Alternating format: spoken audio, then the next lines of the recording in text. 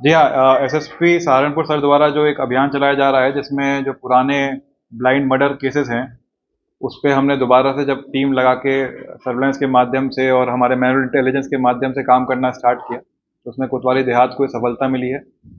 ये जो flow of event इस तरह रहा है कि इसमें जो अब्दुल हमीद मृतक है उसकी गुमशुदगी थाना कोतवाली देहात में 21 दिसंबर 2023 को लिखवाई गई थी उसकी बीवी के द्वारा।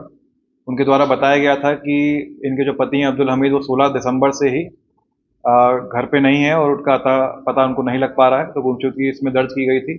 उसके बाद 7 जनवरी 2024 को एक अनआइडेंटिफाइड डेड बॉडी मिलती है साई साई मंदिर बेहट रोड पर।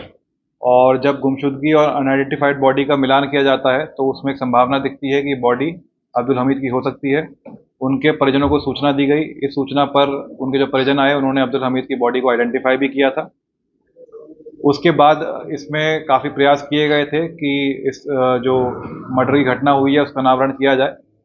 कुछ दिनों पहले हमें मैनुअल इंटेलिजेंस के माध्यम से ये सूचना मिली थी कि एक गैंग है जिसको कोतवाली देहात ने जेल भेजा था, जो ई रिक्शा में जो चालक होते हैं उनको बातों में लगाकर उनके साथ कुछ शराब का सेवन कर कर उनको कुछ नशीला पदार्थ पिलाकर उनका ई रिक्शा वहाँ से चोरी करते हैं, उसकी बैटरी वहाँ से निकालते हैं और जो ई रिक्शा है उनका किसी लावारिस स्थिति में आके खड़ा कर देते हैं और बैटरी को बेचकर पैसे कमाते हैं। तो इसका आज से 3 से 4 महीने पहले ये पूरा गैंग था जिसमें एक सुहेल नाम का अभियुक्त भी गया था जेल। और ये पता चला था कि मैनुअल इंटेलिजेंस से कि सुहेल और उसका एक दोस्त है साजिब, इनके द्वारा ये घटना कारित की गई थी। साजिब कुछ दिनों पहले ही सरसावा से मोटरसाइकिल चोरी में जेल गया था और बाहर निकल के आया था जेल से। और उसको जब पुलिस ने पकड़ा और उससे पूछताछ करी तो ये बात पूरी निकल के आई थी कि इनके द्वारा ये घटना जो है वो 2 जनवरी 2024 को कारित की गई थी। ये तीनों ही ई रिक्शे तीनों ही पहले से एक दूसरे को जानते थे क्योंकि आपस में ये नशे का सेवन करते थे साथ में। और ये तीनों मिलते हैं पुरानी चुंगी के आसपास, उसके बाद एक ठेके से शराब लेते हैं। अब्दुल हमीद को शराब पिलाई जाती है, उसमें कोई एक नशीला पदार्थ है वो मिलाया जाता है।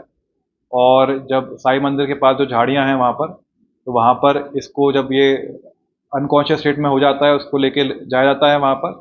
और जब ये होश में आने की कोशिश करता है तो साजिब और इसका जो मित्र है सुहेल, जो अभी भी जेल में है, उसके द्वारा इसका मर्डर कर दिया जाता है रस्सी से उसका गला घोट कर। और उसके बाद जो सुहेल है वो इसका ई रिक्शा वहाँ से ले जाता है। जब इससे कड़ाई से पूछताछ की गई तो साजिब के पास से जो मृतक है उसके कपड़े ही बरामद हुए हैं, उसकी पासबुक और आधार कार्ड ही बरामद हुआ है। जो बैटरी इन्होंने वहाँ से निकाली थी जो अभी तक ये बेच नहीं पाए थे वो भी बरामद कर ली गई है।